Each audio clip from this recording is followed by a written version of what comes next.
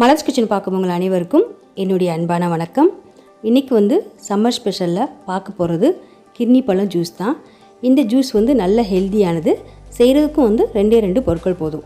கிர்னி பழம் அப்போ சுகர், இது ரெண்டுமே சேர்த்து சூப்பராக நல்ல ஹெல்த்தியாக இந்த சம்மருக்கு ஏற்றமான ஒரு ஜூஸ் நம்ம செஞ்சிடலாம். ஸோ வாங்க இந்த சூப்பரான நல்ல ஹெல்த்தியான சம்மருக்கு ஏற்றாப்புல சூப்பர் ஜூஸ் நம்ம எப்படி செய்யுதுன்னு முதல்ல பார்க்கலாம். இது பண்ணுறதுக்கு நான் கிர்னி பழத்தில் பாதி பழம் எடுத்திருக்கேன். நல்லா வாஷ் பண்ணிவிட்டு தோலெல்லாம் சீவிட்டு இதை சின்ன சின்ன பீஸஸாக கட் பண்ணி வச்சுருக்கேன். எந்த சைஸில் வேணால் கட் பண்ணிக்கலாம். ஏன்னா நம்ம ஜூஸரில் சேர்த்து அரைக்க தான் போகிறோம். கட் பண்ணி வச்சுருக்க பழத்தை எல்லாத்தையுமே நம்ம ஜூஸரில் சேர்க்க போகிறோம். நான் இன்றைக்கி 2 பேர் குடிக்கிற மாதிரி ஜூஸ் போட போகிறேன். ஸோ எல்லா பழத்தையும் இதில் சேர்த்துடலாம். அதுக்கப்புறமா இதுக்கு தேவையான அளவு சர்க்கரை சேர்த்துக்கலாம். நான் சுகர் 2 டேபிள் ஸ்பூன் அளவுக்கு சேர்க்குறேன். நீங்கள் ஒயிட் சுகருக்கு பதிலாக ப்ரௌன் சுகர், தேன் அல்லது நாட்டு சர்க்கரை எது வேணாலும் சேர்த்துக்கலாம். இப்போ தண்ணி ஊற்றாமல் ஃபஸ்ட்டு ஒரு சுற்றிக்கலாம். அதுக்கப்புறமா தண்ணி சேர்த்துக்கலாம்.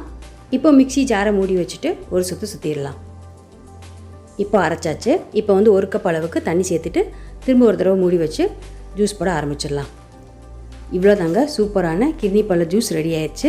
நான் கிர்னி பழ ஜூஸை வடிகட்டலை, ஐஸ் க்யூபு சேர்த்துக்கலை. நீங்கள் ஜூஸை வடிகட்டிக்கலாம். அதே சமயத்தில் ஐஸ் க்யூப் சேர்த்து சூப்பராக நல்லா ஜில்லுன்னு பரிமாறிடலாம். இவ்வளோதாங்க, சூப்பரான நல்ல ஹெல்த்தியான இந்த சம்மருக்கு ஏற்ற மாதிரி ஸ்பெஷலான ஜூஸ் கிர்னி பழ ஜூஸ் ரெடி ஆயிடுச்சு. நீங்களும் இதை வீட்டில் ட்ரை பண்ணி பாருங்கள். எப்படி இருந்ததுன்னு கமெண்ட்ஸை சொல்லுங்கள். வீடியோ பிடிச்சிருந்துச்சுன்னா வீடியோ கீழே லைக் பண்ணுங்கள், ஷேர் பண்ணுங்கள். அப்புறம் இது வரைக்கும் நீங்கள் மலர்ஸ் கிச்சனுக்கு சப்ஸ்கிரைப் பண்ணலன்னா மறந்துடாமல் சப்ஸ்கிரைப் பண்ணிடுங்க. மீண்டும் பார்க்கலாம். நன்றி, வணக்கம்.